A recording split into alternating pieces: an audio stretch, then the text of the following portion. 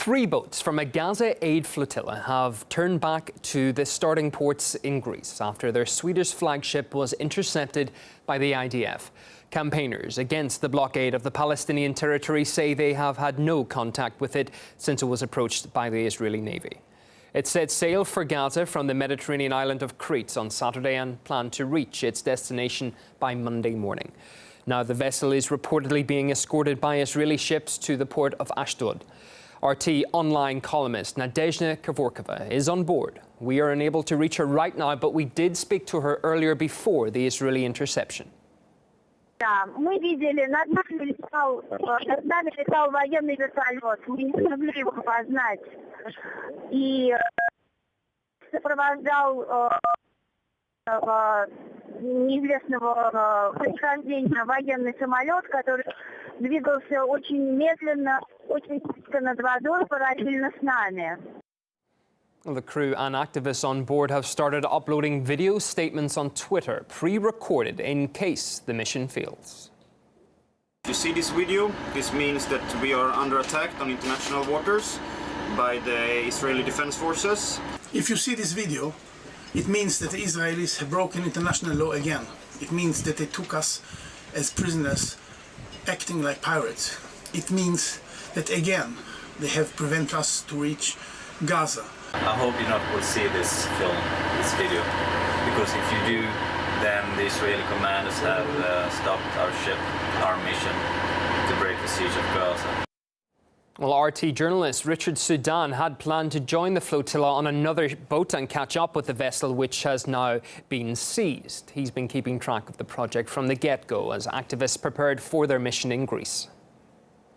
There's international activists from all over the world, from all walks of life, ranging from musicians to scholars, humanitarian aid workers, former parliamentarians, serving parliamentarians, a former president actually, in fact. So everyone's been preparing for this mission for some time.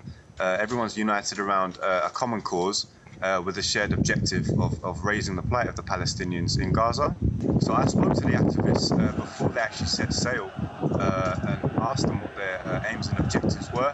There are 1.8 million people that are living in Gaza, this tiny little area, and it's been under siege for now 9 years. And the people of Gaza need to know that the international community is concerned about them. What the people, especially in the United States, where I'm from, they don't realize what's going on in the West Bank and what's going on in Gaza, how the Palestinians are being treated, about there being a blockade for the whole Gaza Strip for a number of years, illegal blockade. So it's important that we get the word out.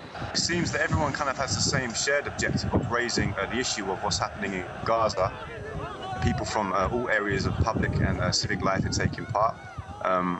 It's a mission which aims to raise the plight of the Palestinians on an international basis. Israel describes the raid on the Gaza flotilla flagship as, quote, uneventful, and says there are no casualties. RT's Paula Sleer has more on how the IDF operation was carried out. According to the IDF, their commanders boarded the ship only after issuing several calls in which they urged the ship to change direction. We understand that the passengers on board did not put up a fight, so there are no reports of violence on board. There are 18 passengers on board this particular ship. Among them are a high-profile Arab member of the Israeli parliament and also a former Tunisian president. We spoke with him and other activists who said that they were well aware that Israel would not allow them to actually reach the enclave, but that their mission really was to draw attention to the plight of people inside Gaza. We know that Israel may stop us, but we have to do something. We have to go to the end. We have to try to go to Gaza. The world should not forget that 2 million people are denied their basic human rights, and this is not acceptable. This is why we think that the world should be aware of the suffering of the people of Gaza. Now, we expect the ship to arrive in Ashdod in the next 12 to 24 hours. From there, the passengers will have statements taken from them, and then they will probably be escorted out of the country. They will be detained, of course. There were 3 other ships participating in this flotilla. They have turned around and are making their way back to their origin of port. 47 activists in total, drawing attention to the Israeli siege on Gaza that has been in place for the better part of 8 years. Well, preparing for Monday's early morning raid, the Israeli Prime Minister's office sent a letter to the members of the Freedom Flotilla. Welcome to Israel. It appears you've made a mistake along the way. Perhaps you meant to sail somewhere not far from here, Syria. There, Assad's regime is massacring his own people every day with the help of the murderous Iranian regime. There is no blockade of Gaza, and you're invited to transfer humanitarian supplies through Israel. Well, let's get live reaction from the Israeli Foreign Ministry. Deputy spokesperson Oren Rosenblatt joins me from Jerusalem. You're welcome to the programme. We heard from activists saying they were, quote, attacked by Israeli forces. Why are you using the military against civilian ships?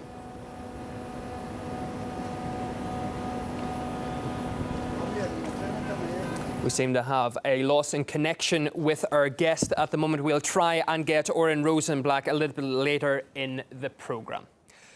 Our previous efforts to reach Gaza with much-needed humanitarian supplies have also failed. The most dramatic attempt took place just over 5 years ago, when a Turkish flotilla with hundreds of pro-Palestinian activists was attacked by the IDF.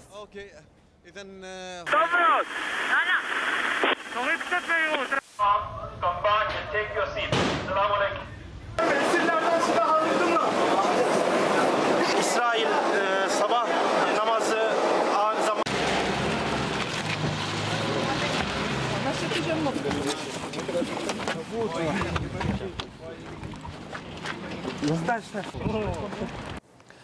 Well, we'll continue trying to get in touch with the people on board that aid vessel, including our journalist. When we hear more about it, you will be the first to hear on air and online at RT.com. But before that, let's return to that top story. And the Israeli Foreign Ministry will give us a live reaction now, we believe, from Deputy Spokesperson Oren Rosenblatt, who is joining me from Jerusalem. Let's try and make connection now. Can you hear me, Mr. Rosenblatt?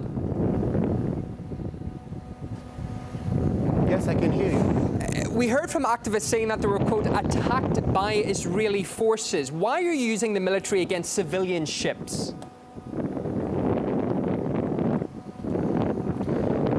Israel declared a naval blockade over Gaza already in 2009. This is according to the international law, according to legal experts, but not only us, the people who are saying it, but also the UN Secretary General said that this naval blockade is according to the international law, and our way to stop these ships is only by our ships. What can you tell us about the fate of the crew and activists on board the intercepted ship? They are fine, and they are in their way to Israel. In Israel, we will accept them in the harbor of Ashdod. Maybe it will be tonight. I think I will be there myself. And we will send them from Israel as soon as possible. Israel sent a letter to the flotilla activists. We saw it a few moments ago live on television. Why, saying that they made a mistake and should have headed to Syria. Why is the Prime Minister's office taking such a sardonic tone here? When you're talking about sarcastic letter, this is because it is a sarcastic situation. Because in Gaza, there is no humanitarian crisis whatsoever. I heard a little bit about what your reporter said before about a siege in Gaza. There is no siege in Gaza. Well, can you really say that? Sorry for interrupting you, but we know that civilians are being left homeless, they're hungry because of Israeli attacks. That's really quite a statement. Yeah, I can say it very clearly, and there is no siege over Gaza. We have hundreds of truckloads of goods coming to Gaza every day, and we can send even more goods can enter Gaza. The only reason why there are no more goods it's because the Gazan merchants, this is what they are buying, and these are the goods that are entering Gaza. In Syria whatsoever, there is a humanitarian crisis there. There are hundreds of thousands of people that are dying, and if the people of the flotilla, they would like to help people in humanitarian crisis, they should go to Syria. I'm sure the people in Gaza would disagree with that statement themselves. Is it enough that you're sending your own aid to Gaza? Is there enough actually going into Gaza, especially after last summer's devastating conflict? There is enough, and there is enough according to what the Gazan citizens and merchants are buying. There is no limitation from our side to have even more. They can buy more and more can get in. There is no limitation about regular goods coming to Gaza. There is limitation about arms and about materials that are dual use. But every other goods can enter almost freely to Gaza. And I invite your reporter to go to the Gaza crossing border and to see hundreds of trucks going there every day, all the time. I guess it's a little bit boring to show because it's happening all the time, every day. But this is the situation. This is the reality. Oren Rosenblatt, Deputy Spokesperson for Israel's Foreign Ministry, thanks for joining us on the programme this hour.